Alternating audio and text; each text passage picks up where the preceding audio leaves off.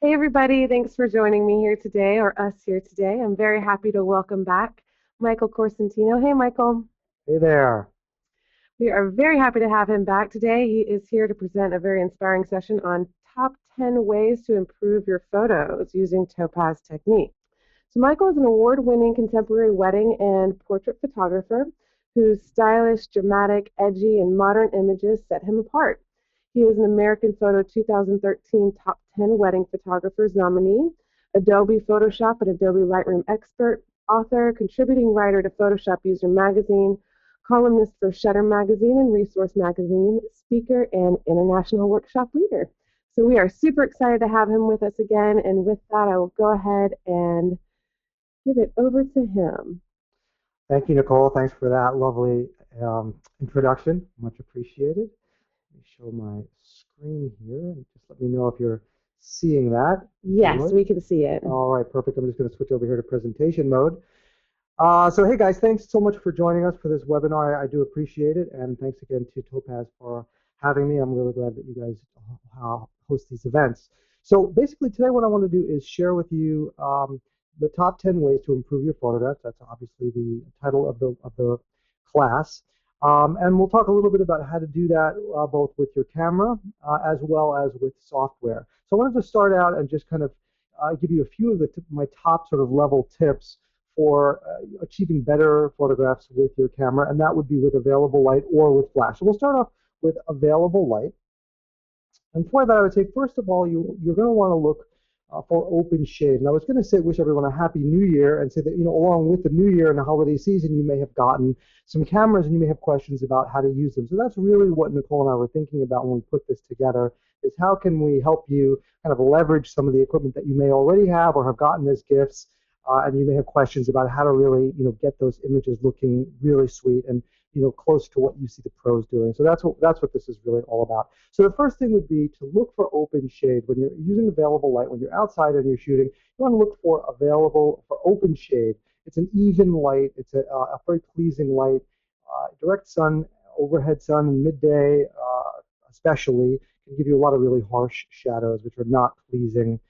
So you definitely want to do that. Also, if you're inside, soft window light is also one of your go-to solutions for really pleasing lighting using natural light. So that's another thing you want to look for. If you're inside when you're taking the portrait, try to find some natural light source where the light is nice and soft and diffuse. Again, replicating that open shade that you'd be looking for if you were outside. Okay, when it comes to flash, I am a big advocate of off-camera flash. So I would say, if at all possible, get your flashes off your camera. There are all sorts of triggers and solutions for working with TTL to start with, and eventually, hopefully, manual, the more involved that you get. But definitely getting those flashes off of your camera is really going to help you considerably. It's how I do 99.9% of my lighting is off-camera flash. Absent that, and even with that, bouncing your flash is a really valuable technique as well. As long as you have a ceiling or some sort of surface above you that is a neutral tone, preferably a white tone, so that doesn't throw any color casts, unwanted color casts on your images, then that's definitely going to help you as well. So those are a few of the very top level things that I would suggest that are going to put you on the road to better photographs straight out of your camera. And as you'll see, the better quality going into the software that you have, the less work that you're going to have to do, the better results you're going to have coming out of the software. So that's my pitch for getting it right in camera. All right, so once we move into software-based adjustments using Topaz, these are kind of my overall usual suspect areas of exposure, enhancements, and things that I'm always, 9 times out of 10 on every image is going to have most of these, if not a few of them. So I would say correcting exposure, increasing contrast, burning down highlights, dodging shadows, and those are old, terms that throw back to the wet darkroom days. It just means painting with light or painting with dark, so that you're kind of toning down really bright areas or brightening up really dark areas. And we'll do some of that today. Enhancing detail, another thing that I'm always doing. Increasing sharpness. And you see there is a difference between those two things. Boosting saturation. Modifying color temperature, you can either take something and make it very warm, which can enhance skin tone. You can take it or make it much cooler, which can have kind of creative effects. There are lots of different ways to use that. Black and white conversions. I do a lot of black and white work. We're going to do one black and white today, and I'll show you how with Topaz black and white, it's a couple clicks and you've got something really compelling and beautiful. And creative use of tones. We'll do some tone work as well. So one thing, I'll leave that up for a minute. And one of the things I want to say is, the pictures that we'll look at today are professionally produced, but all of these things are professionally lit in many cases. Some of them are window light. I think I have one if we get to it that is window lit. But the thing to bear in mind is even with my images being pro images, whatever, your images are going to have the same issues, the same considerations. So all of these things will apply to your images as well. Everything that we cover today, these are all tools and techniques that you will be able to use in your images to get, to really take it to the next level. So let's exit out of this and take a look at some of the images that we'll be working with. All right. So I've got, I think about 5 or 6 that have before and afters, and then some that I don't, or we can kind of fly by the seat of our pants if we get to it. But let me show you some of what we'll be doing with before and afters to start with. So here is, I'm going to work from a series of images. I've got 2 sets. I may only get through 1 set, but this was shot in Brooklyn, New York, a fashion shoot that I did not too long ago. I think one of these is in the slideshow that you guys were seeing at the beginning of this. So let's take a look at our before and after. This is our before, and that is our after. So we'll work on an image and get kind of close to that. Obviously, they're not going to be exact because every image I approach it a little differently each time, but we'll get close. All right, that's that one. And let's take a look at this one. Nice portrait. So that's our before and our after. We've got a lot more detail and a little bit of a color difference. And we really brought things out with that one. That's our after. All right, let's go back to our before. And here we have a nice fashion image, another one from that same shoot. That's our before and our after. So we've warmed it up, given it some punchy detail and a nice kind of fashion stylistic appearance. All right, back to our before. And here is our black and white image. This will what will be our black and white image. Here's our before and our after. All right, another one here. Okay, great. Here's another one on this one. We can do a little bit of skin smoothing on this one as well. We've got a substantial amount of skin for this portrait, but this is our before and our moody after. And I think I did another one of these when I was kind of testing this, and I came up with something a little bit different. So we'll see where we end up. Let's see what else we've got here. I think I even have another one. Okay, yeah. So here is our, and this way I can immediately see the way I want to go with this is really punchy and colorful because it's got such cool colors, and that's kind of what attracted me to this background to begin with. So that's our before, and there is our after, and I'll show you what we kind of got there. All right, and if we have time, I've got some images from the Chicago shoot. I'll just blast through these really quickly. These are not, these are just the befores, and the afters worked up, but we'll see if we get to them. All right, let's blast back over here to our first image. So basically what I've done is I have duplicated my first layer by pressing Command-J on a Mac, and that's going to just give me sort of a stopgap, a safe measure in case I make a mistake or in case I want to go back or in case I want to vary the opacity, for example, on the image as well. So there's lots of different reasons why I do that, and as I work through, for those of you who've watched some of my webinars before, you know that I like to work that way. Always, having multiple layers, and sometimes I merge all the layers and start with a fresh layer and all that, and we'll do some of that today. So let's go up to filter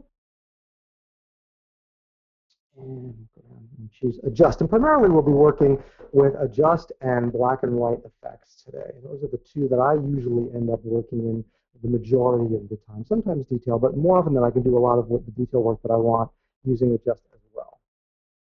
I'm already there most of the time, so I just kind of end up there. All right, so we'll launch that. And one of the first things that I will do is I am going to, you'll see here that over here on the presets panel, it says last used settings.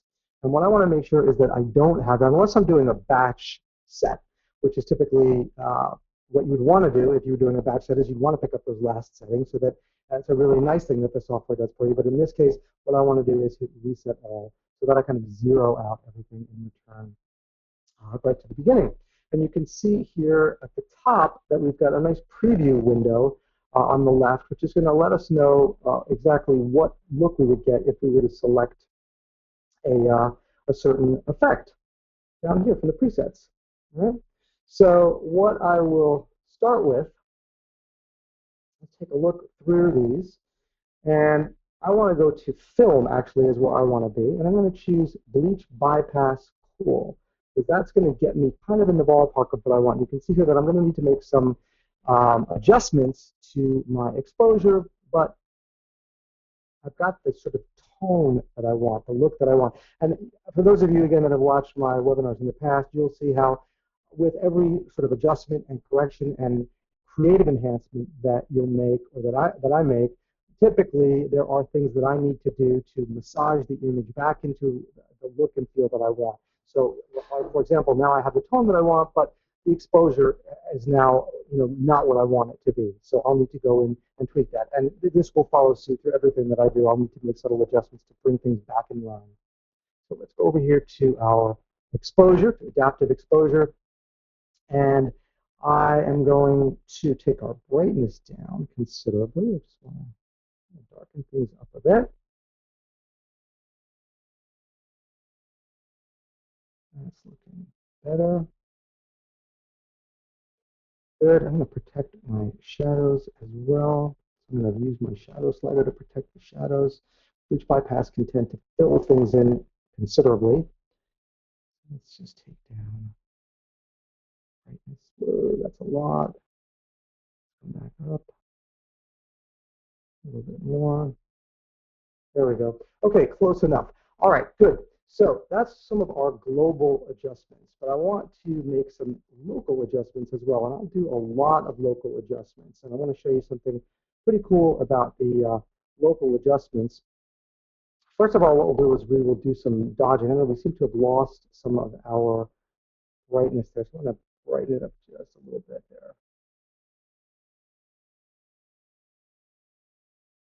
There we go, close enough. Okay. Now, go back to our local adjustments. And now I want to do a little bit of burning. I see that the face on our model is a little bright for my liking. So I want to tone that down a little bit. So I am going to take my brush size down a little bit using the brush slider, just so I can get a brush that is about where I want it to be. I'll say at about 30% in the opacity for my brush. And make sure that I am on burn. And again, these are harkening back to those wet darkroom techniques where we just want to paint with a little bit of density. We want to paint with a little bit of darkness just to kind of tone things down a little bit. We can darken things up a little bit. There we go. And I can darken up that hand also. I do want to show you one thing that is really, I think, a cool technique, and that is being able to have individual control over the areas that you burn and dodge, or any kind of localized adjustment that you make. So the apply button is going to bake in all of the adjustments that I just made. All right? So that is going to, everything that I just did is now locked and loaded into this image. But I want to take it further. I want to do more stuff, but I don't want to have to close out the image and then reopen it. So the way that I can do that is by hitting apply and then hitting reset. So now everything is, that is my baseline. I'm back to the baseline, incorporating all of the changes that I've made thus far. So now I can go in and I can do additional burning, but that burning is only going to affect the new areas that I paint on, not the face that I painted on previously. So you'll see here that I can darken in the sky a little bit, and take this building down a bit, take this down a little, paint this in a little bit. I'll just wait for things to catch up. There we go. And by doing this painting with light, what you're really doing is helping to focus the attention, and the eye goes to light areas and not to dark areas. So we want to kind of really focus the attention that you have. Okay, so let's apply this. and we'll reset all. Perfect. So now we're back to square one. We've got all those changes that we just did. And one of the things I want to do is open things up a little. Things are looking a little blocked up. As I said, Bridge Bypass can end up kind of clogging things up because it's so, got so much contrast.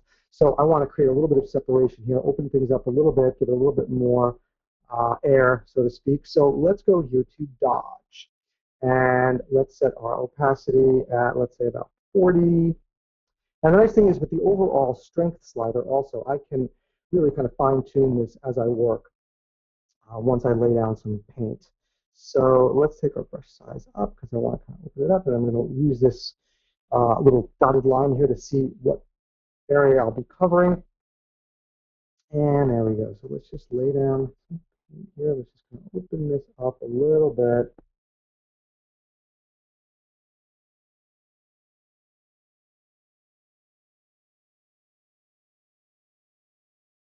There we go. So I wanted a little bit of separation there between our bottom and the building. There we go. Paint that up. Open this up a little bit.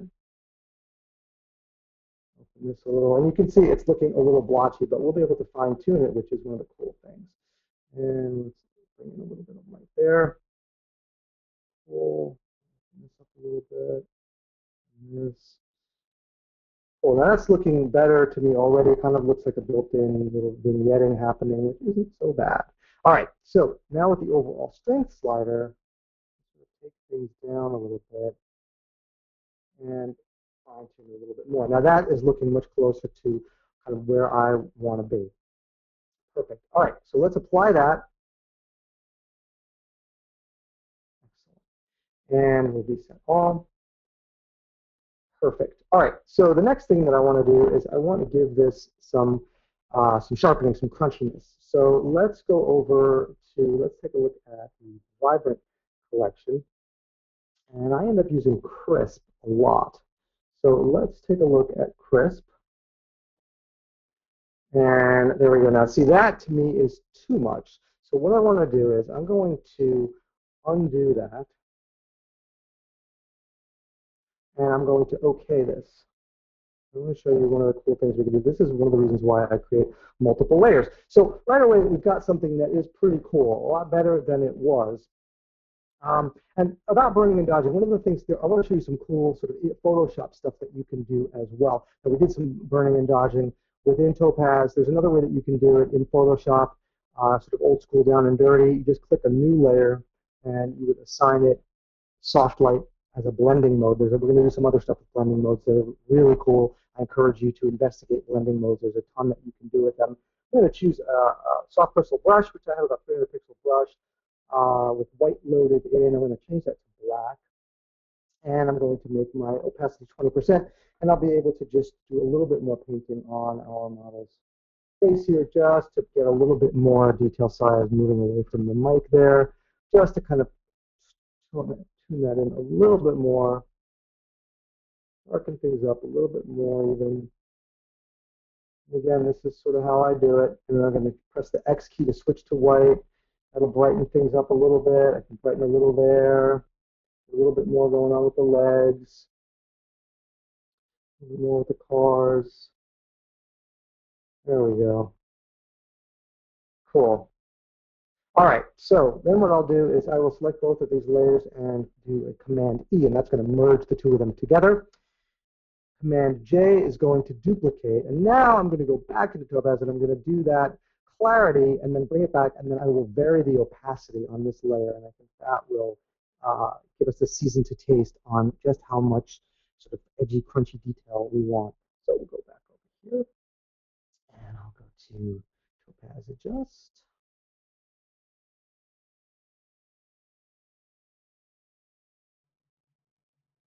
Okay, let's go and choose Crisp. There we go. That's going to give us that super crispiness, which again to me is too much at this point. But that's the nice thing about having that extra layer is it's going to allow us to really dial in something cool and season to taste. Okay. There we go. And I'm going to take this down considerably to say, let's say around 40. maybe 20% is probably going to be good. There we go. That is looking pretty cool. All right, so one of the other things, I want to warm this up a little bit. It's looking a little cold, and I want some coldness to this, but it's old.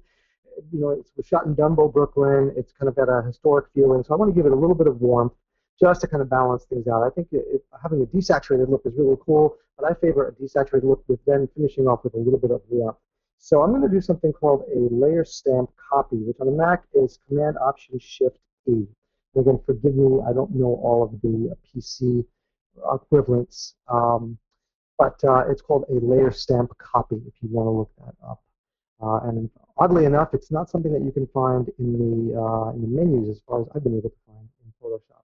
All right, so let's go back into Adjust.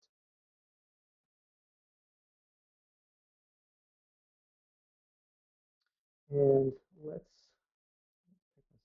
go to the film collection, I think is where we'll find something cool.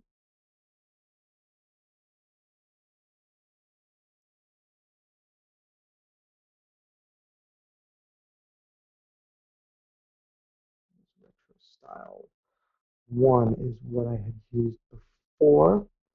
So let me run that and see what we get. Yeah, that's going to get us close.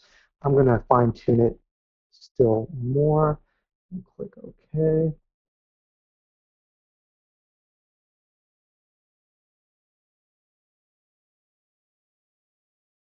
And there we go. Now that warmed it up too much, so I'm just going to scale this back down somewhere around there. Now, one of the other things that you could also do is you could throw a mask onto this if you wanted.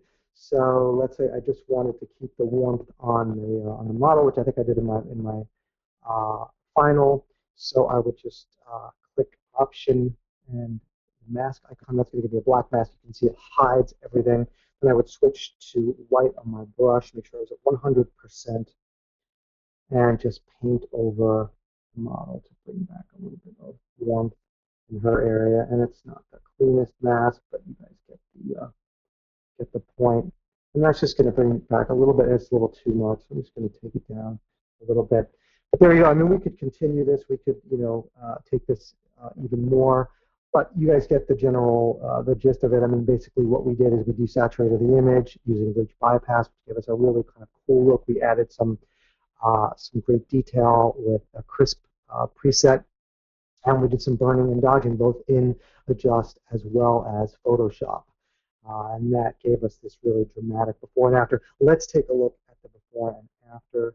There's where we started off, and there's where we ended up. So you can see here, even in a quick demo, obviously I fuss on my images a lot longer when I'm working on them. But very quickly we're able to achieve something pretty dramatic and pretty dynamic. All right, let's pick another image. I'm kind of going to deviate a little bit from, since that one took a little bit of time. Let's do a quickie. Let's take a black and white. All right, this is a fun kind of lifestyle-y image from that same session. And when I looked at this image, I just thought that it was the perfect image for black and white treatment. So let me show you how I would get there. So again, first I'm going to duplicate my layer using Command J, and that's going to give me that layer so that I can either season to taste, or that if I make any mistakes, I always have my original intact. Go to my filter menu, and I'll choose Topaz Black and White Effects.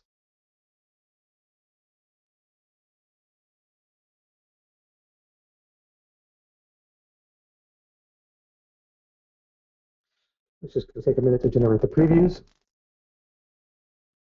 When it's loading in, that is something that you have control over. You can turn that off. I like to see my previews. All right, so there is my baseline. And again, what I'm going to do is reset all. That's just giving me a baseline conversion, but I've been working in this application, so I want to always kind of zero everything out just in case. All right, perfect. So you'll see here that over in the effects panel, the presets have this these little grids, these little square grids next to them. And what those are is if you click on them, you can see all of the various effects contained within that particular category. So let's take a look at the traditional collection. That's what I used for this one. Click on that again. Let's see if I can launch that. There we go. Okay, so you can see we've got just a ton of really cool effects at our disposal. Different treatments from soft to hard to little stuff with some warmth and cool tones and all sorts of stuff, everything in between. So just a ton, and that is just one category. So lots of stuff to choose from. And I encourage you, it's easy to get caught up with kind of usual suspect stuff that you use all the time. It's really fun to venture out, and if you're always using the same thing, definitely try different stuff. Break out of the box and try different things. I have to remind myself of that all the time. So definitely something worth remembering. All right, so I'm liking where this is going. I see that there are a few things that I'd like to do, and also that I'd like to just teach for the sake of teaching. Again, localized adjustments. This is a place where I end up a lot. Overall, adjustments are great. They do a lot, but sometimes you really want to dig in and get in there individually and take care of some areas that you don't want to affect the entire image. And I think sharpness and detail can definitely be one of them, along with things like highlights and shadows, where you want to kind of mold and shape the image where the eye is going and that sort of thing. So let's start with the fabric and our model. I think you could use a little bit of sharpening. I want to pull her out of that background, so to speak. So what I'll do is I will just click on local adjustments. And you can see here that I've got all of these different brushes that I can use to paint locally, individually, those various corrections and enhancements. So let's start with detail. We'll click on the detail radio button. And now the next thing I want to do is, first of all, make sure that detail is selected. And then I want to choose my brush size. We can see here that my brush size is a little bit large for the purposes that we need. So I'm going to take that down a bit. And I am going to bring my opacity up to about 50%. That may be a little bit much, but again, I do have my overall strength slider that I can use. And for the purposes of the webinar, I want to be able to use my enhancements might be a little bit more coarse just because of the resolution. I want you to be able to see what I'm doing. So we'll just go in here and paint on that jacket. And what we're doing is we are painting in some detail, and you can see that starting to happen already, especially when we come over here. And the nice thing is also, because I am working at an opacity of 50%, you can see down on my mask that as I paint, the more that I paint, the mask is below the adjustments, the sliders here. You can see it right there. It's cumulative. It builds as I go. And you can see that based on the opacity of the gray areas in the mask. So that's kind of a nice guidance as to how much of the effect you're laying down, right? And the other way that we can see this is by just using the check mark and the local adjustments. Turn it off, there's off, and on. So you can see that there's quite a difference already. All right, so again, what we had spoken about before was individual control over these effects. And for me, that is super duper important. I want individual control over all of these kinds of effects. So what I'll do now is I will apply this. What I'm doing is I'm baking in that sharpening that I just did, locking that in. And then I'm going to hit reset because I want to continue. You see that that's still on my mask. If I didn't hit reset and I started painting again, or started adding detail to different areas, all that detail would be locked onto this mask. So any adjustments that I made for a different area would be affecting something that I already liked and had locked in. So I want individual control over that. So by clicking reset, the mask turns black. Now I'm ready to paint more detail where I want it. And it'll be separate and discrete from what I just did on her jacket, on her pants, etc., on her face, right? So I'm going to increase my brush size. Now I want to get these cobblestones kind of crackling up. There we go. And see it right. Let me paint this in. It adds a bit, and let's go on and do the bridge a little bit. I'm going to take my brush size down just a little bit. There we go. And we can do the trees a little. Okay, perfect. All right, so now if I crank up the strength on this, you'll begin to really see what I'm talking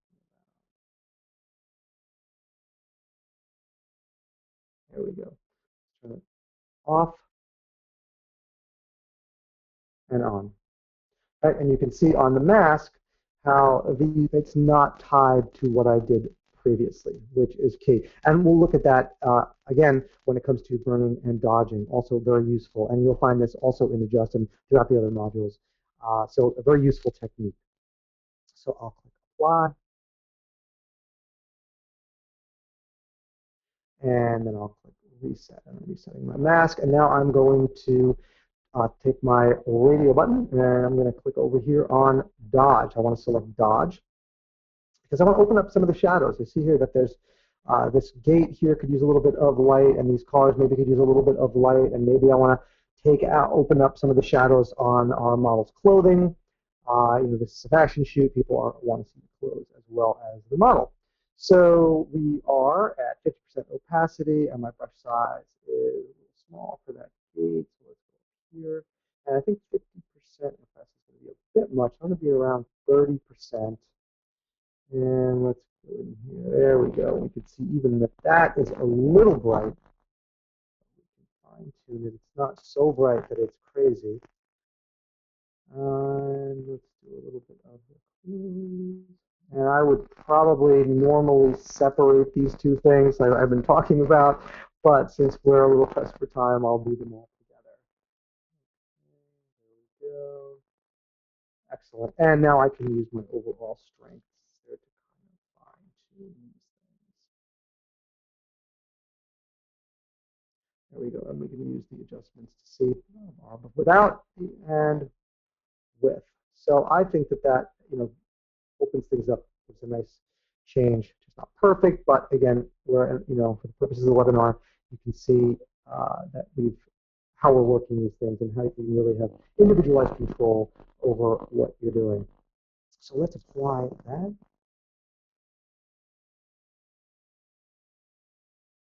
And we will click Reset. Now we have a fresh mask. It's very cool. And now we can do some burning. Let's darken down some of the edges, give this a little bit of a vignette, and we could do a little sharpening too. I think we could give this an overall little boost in sharpening. But let's attack the overall burning. So let's see here. We can, one thing I want to show you also is with Edge Aware. This is a really cool feature. We can pump this up to about 1 here. And as long as I keep my crosshair when I'm using burn, again, burn is laying down, I'm painting with darkness, essentially. I'm painting with density. So I want to add texture. I want to add tone, not texture. I want to add tone. So I'll just click on here and paint.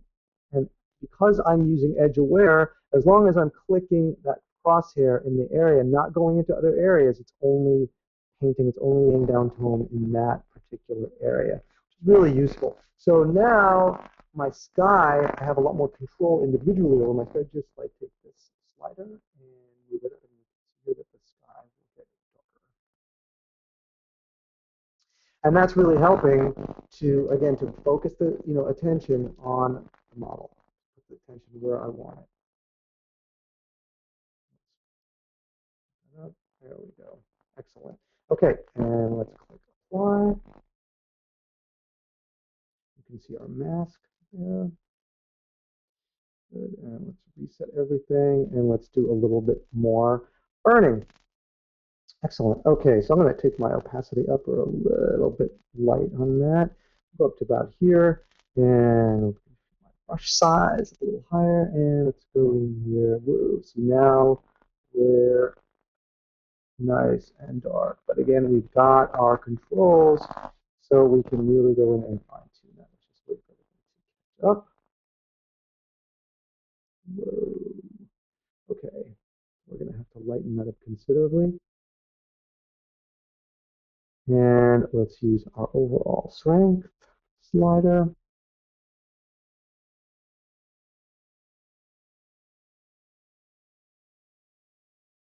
And take it back up a little bit more. And let's click before and after. So you can see here that we've created a natural kind of a vignette just by painting.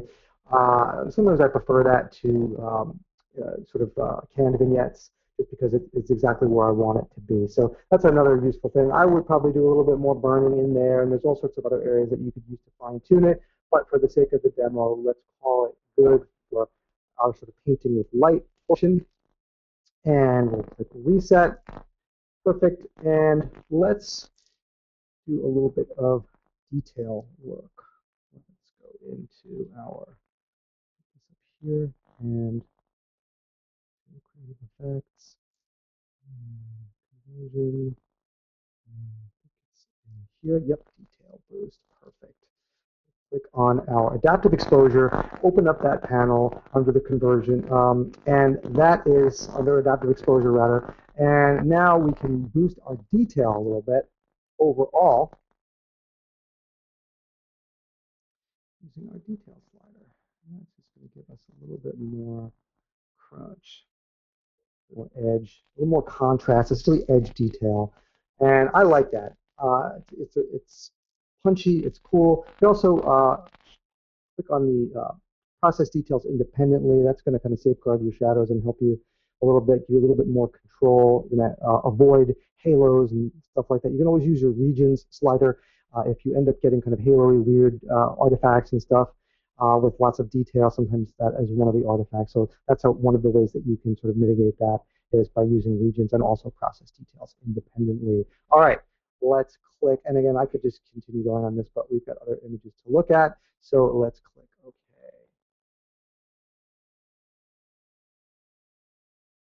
And we can take a look at our before and after.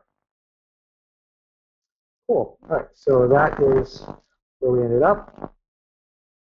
And that's our before and after. Nice, I like that. Nicole, how are we doing? Gatekeeper, do we have time for one more?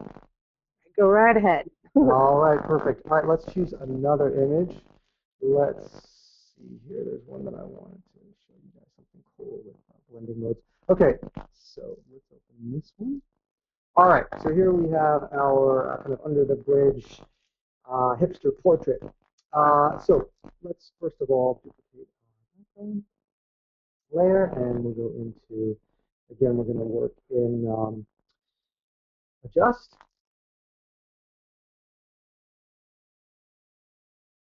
Excellent. Okay, so I think that what I want is going to be in,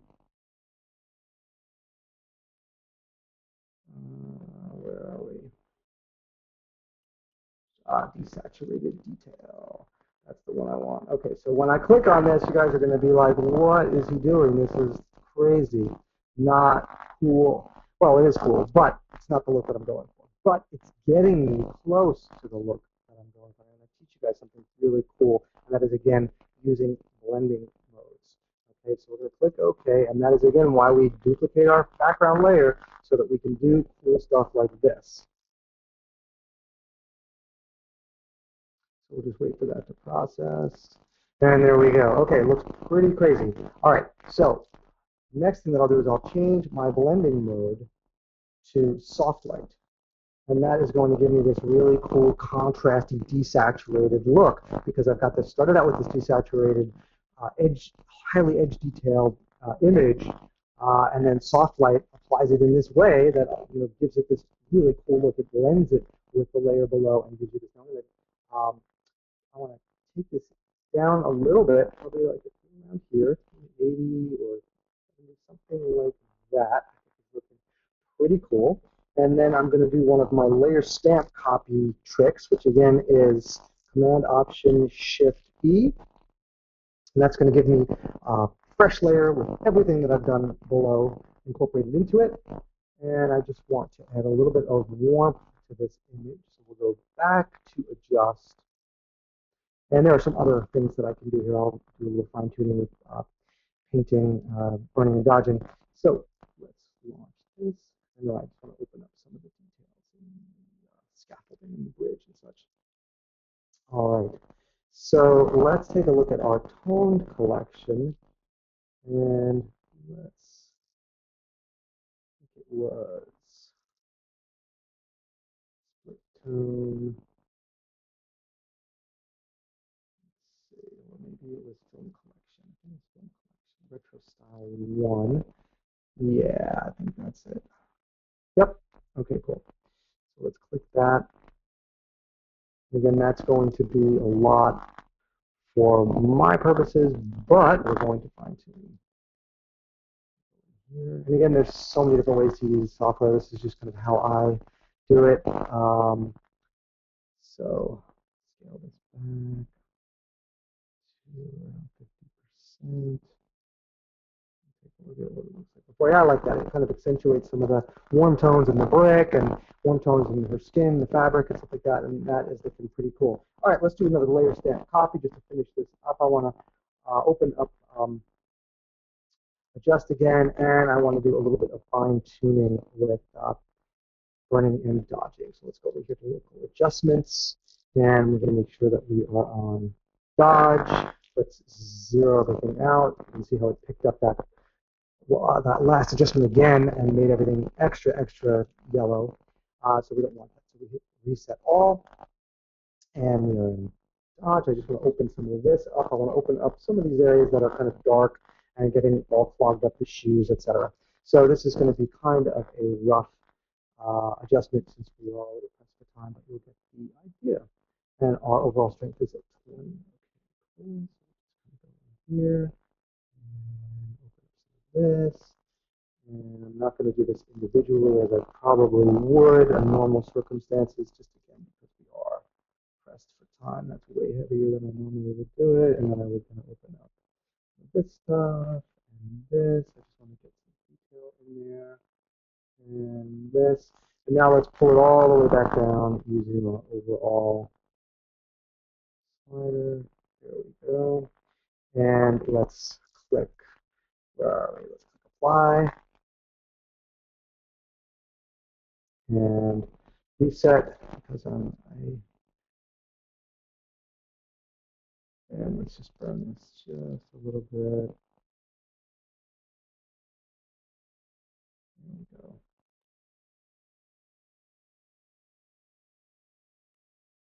Yeah, that's not bad. Okay, good. Let's call it good. And let's click OK. And that brings back. And I think that's looking better than it was. See, we've got more detail. We've got things a little more opened up. You kind of see what we're looking at. So let's take a look at our before and after. That's our before. And there is our after. It's created something much more dramatic and moody, a lot of edge detail and contrast, and it's got a bit of a mood to it, whereas before it's just kind of a straight up shot. So that's going to wrap it up, I guess, for our images. Sorry about the technical glitches, guys. I'm hanging with you to the end and happy to answer any questions. All right, great. Thank you so much. There were several little tricks you did there that people really responded to, so I think you're definitely showing us some new things. Okay, starting with the first image that you went over, we had, I think it was Susan and a couple other people ask why you chose to start off with the bleach bypass preset. Kind of where were you trying to go with the image using that, and if you can kind of explain what bleach bypass for that particular preset choice. Sure. Well, that's one of my favorite presets. I use it all the time. I mean, I think that for urban images, for if you're working with seniors, also bands, anything where you want a kind of edgy, dramatic look, that is sort of one of my go-to looks to see, if that's going to fit the bill. And I just really like the way that it looks. It also has a lot of heightened detail, which I find really appealing. The desaturated look is really cool. So it's just a look that I really favor, and I think it worked well for that set. Awesome, thank you. Let's see here. We have questions about your workflow overall. Do you start with a raw image usually, and do you do any prior processing before going in, kind of what you're showing us right now? Yeah, I start with raw. I shoot 100% raw. I figure, why not, with memory cards and storage being what they are, as inexpensive as they are, I want as much image information as I can possibly get. Latitude for making kinds of corrections, without being destructive to the image. The more information that you have, the more latitude that you have for corrections. So RAW allows me that latitude. And insofar as what kind of corrections I would make prior to being in Photoshop, either using Capture One or Lightroom, I would be making sort of generalized exposure and white balance corrections. That's pretty much the extent of those corrections. I'm extremely comfortable in Lightroom. I can teach Lightroom and Capture One, but I end up doing the bulk of my work in Photoshop and Photoshop, and Photoshop plugins and old school Photoshop stuff. I just like the layer, the control with layers. Great, thanks. Rex had asked,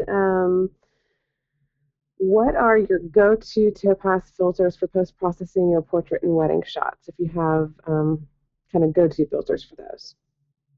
Gosh, I don't. I mean, I do a lot of localized adjustment work, so it really depends. It's such a catch-as-catch-can thing. I mean, I like adding warmth. I like adding some detail. But to be frank, I do a lot. I'll look at presets, but even if I'm using presets, I deviate from them and make adjustments to them. So it's always a very individualized thing. You know, I would have more for portraits. I mean, I want to say bleach bypass is definitely something I use. Clarity I use a lot. But I really try and steer away from doing too much of the same thing. If you had to choose a couple programs of ours, which do you think somebody who's working with the... Okay. Yeah, for me especially. I mean, for my workflow, like I said in the webinar, Adjust and Black and White are going to be two that I'm in a lot. In detail, but you know, Adjust is I do a lot of work in Adjust. Awesome. Yeah, I think that's definitely a go-to plugin of ours. Kind of a. Yeah. Let's see here. We also have. I mean, that said, I do end up in other in the variety of the suite, but you know, the lion's share, the heavy lifting definitely happens in Adjust. Okay, great. I do have a couple questions when you were talking about in the very beginning taking the flash off the camera. Mm-hmm. Mainly the questions were, what kind of flash modifier do you find yourself using most often, and what are your suggestions on the type of flash? Sure. You know, personal bias. I am for 35 for DSLR. I am a Canon shooter, so I work with the Canon 600EX RT and STE3 RT transmitter, and that is a wireless, a radio-based trigger system between flash and transmitter. You'll need a 2012 or later model camera to leverage all of the capabilities of that system, but it is just a phenomenal system. It doesn't suffer any of the vagaries of optically based systems, so it can go through walls and around obstacles, and you can use it in bright sunlight, and you know, it's got a tremendous range and sort of all the things that optical really doesn't quite live up to. And it's got tremendous capabilities, you know, maintaining a connection with the camera's metering system and allowing you to work either in TTL or manual or a combination thereof. You're working remotely. You're able to control the lights remotely from the camera's position using the remote control. It's really a dynamite system, very intuitive. The nice thing about it is it just works straight out of the box. Short of that, if you're a Nikon shooter or you are working with legacy model Canon flashes, I would say that the Pocket Wizard Flex system, the TT5s and Mini are also phenomenal. I use those as well, and they're also a really great and worthwhile system to look at.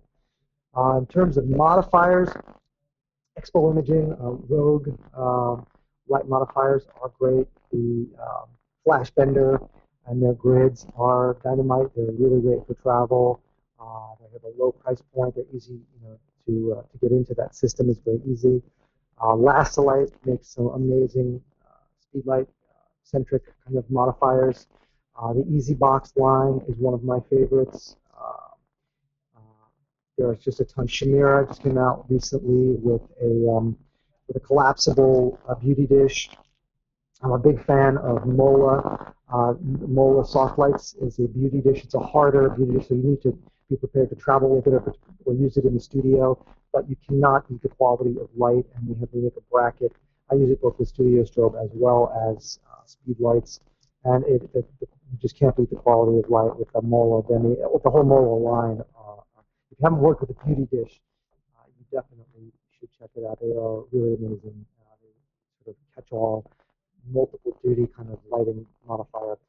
But there's a ton. Again, for compact stuff that you want to travel with, that has a reasonable price point for entry, I would say the Expo Imaging, the Rogue line of modifiers, the Flash Bender, etc., and Lassolite. Good stuff. Awesome, thank you. That's a great list. So definitely appreciated. Let's see here. I have a couple more questions coming through. I have Bob asking or saying, observing that you seem to like cloudy, overcast days. Is there any reason for taking photos on overcast days? Is there less folk around, or is there a reason for doing that? Yeah, absolutely. I mean, as a photographer, that's what I'm looking for. I want that open shade that we talked about at the beginning of the webinar. It's a lot easier to control. If I've got bright sunlight, that means I'm going to have more labor to hold a big scrim overhead and block that light so I can control the light and get just what I want. I want to be in control of the light. If Mother Nature's not cooperating, I don't want to be held captive by that. So, nice, even, flat lighting is definitely preferable because then I can bring in the lighting that I want to make it, what it needs to be, whether it needs to be dramatic or very soft and open. It gives me kind of a blank slate to work with. Awesome, thank you. Let's see here. I have a great question coming from Owen. It's a very broad question, but he said he was looking for encouragement. He's making a career change and just starting out as a more professional photographer. Any words or advice on going into photography in a more professional manner? Sure, absolutely. I have 3 words: business, business, business. You definitely want to focus on your business fundamentals. I can definitely recommend Sal Sincata, BehindTheShutter.com. I write for their magazine. Sal's a personal friend. I shot their wedding, Sal and Taylor's wedding, a couple of years back, and he has sort of been my mentor for business stuff, and he is just a wealth of information, a real brain trust. I would encourage you to seek out a business mentor, and I would say, given my druthers, I would say make it Sal. He's really phenomenal. He's really invested in the success of photographers, and there's no BS, there's no theory. It's all practical, real stuff, which is what you need. So definitely, you can be the best photographer, but if your marketing and your business fundamentals are not there, I could talk about this for an hour, so I don't want to go off too much on this, but don't give away your work. It's important for you to value what you're doing and not be afraid to ask for what you deserve. You're making a living. There are lots of components to it, like retirement funds and health insurance and mortgages and all the rest of it. So we all want to be pleasers with our clients, but you really have to toe the line as well and make sure that you're also pleasing your business. Awesome tips. Thank you for that. There's some great advice. So. All right. Thank you so much, everybody, for joining us here this afternoon or morning or evening, wherever you are. And I hope you're able to join us again and take care. Thanks, guys. Thank you, Michael. Appreciate it. Bye, everyone.